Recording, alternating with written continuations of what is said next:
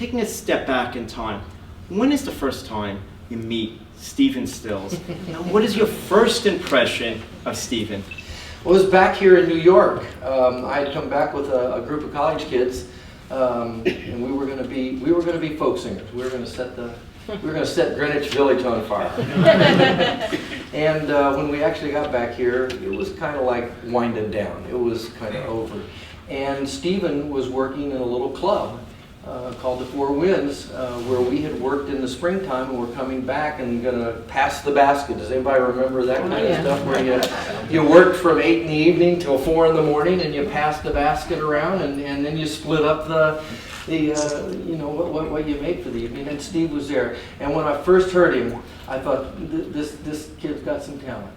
And I was really drawn to him. I really appreciated how, you know, seemingly how advanced he was. I was still in a learning curve at that particular time, and I really appreciated, you know, what Stephen had. But when do you have your first conversation? You approach him after he performs, you bump into each other? Well, we're playing there every night. Okay. So we're playing there every night, and so, I mean, at first, you know, it was like, who's this kid?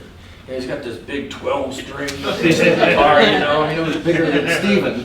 And, you know, but then night after night, you know, you just start up a conversation. You, Richie, you have this hilarious story that Stephen calls you from Los Angeles and says, Richie, I formed the band, hop on the next plane, come on out and join the band. Right.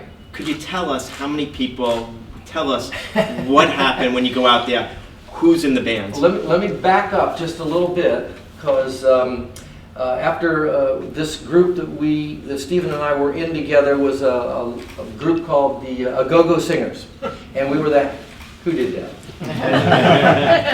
we were the house band at the Cafe Go-Go, kind of like a New Christy Minstrel Serendipity Singer, Back Porch Majority group, and so we were the house band. When that band broke up, Stephen left for California, but he worked across Canada to get there with a part of that band. He met Neil Young up in Toronto.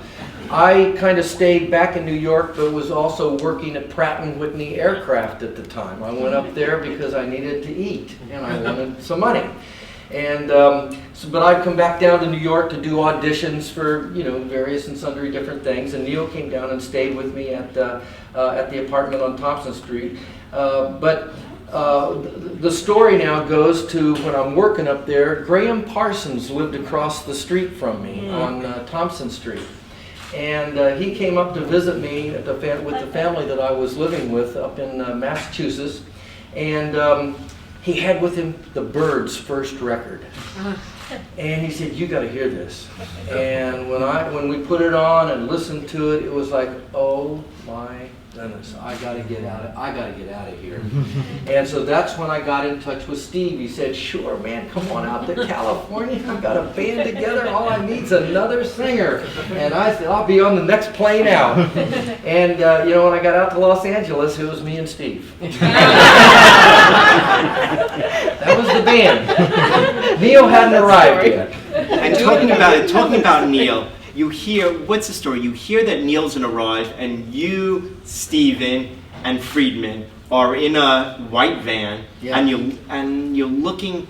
What's the story? You're basically looking for. You're about to go to San Francisco. Well, Neil was on his way. He'd come down looking for Stephen in particular. And you can't find him at all. But you spot him while you're in the van. Right, way before cell phones and email. And Neil and Bruce, he has Bruce Palmer with him. They're heading west on Sunset Boulevard. They're on their way to the 405 to San Francisco. But what's the chances? He's in a black hearse, but he's in a black. He's in a hearse. Right. This is a unique car on Sunset Boulevard in the middle of the day, like a 53 hearse, you know. And so here we are. But the thing about it was there was this traffic kind of jam, and it was right at that moment. That looks like that's Neil right there. And then you're driving the van. You do a Yui. Pull into Ben Frank's parking lot and give ourselves hugs. And Neil had taught me nowadays Clancy can't even sing, and so I taught it to Stephen. And so in this little apartment where the group was at the time. We just kind of, you know, learned it and had Neil come over and hear it, and that was kind of like his catalyst to join the band.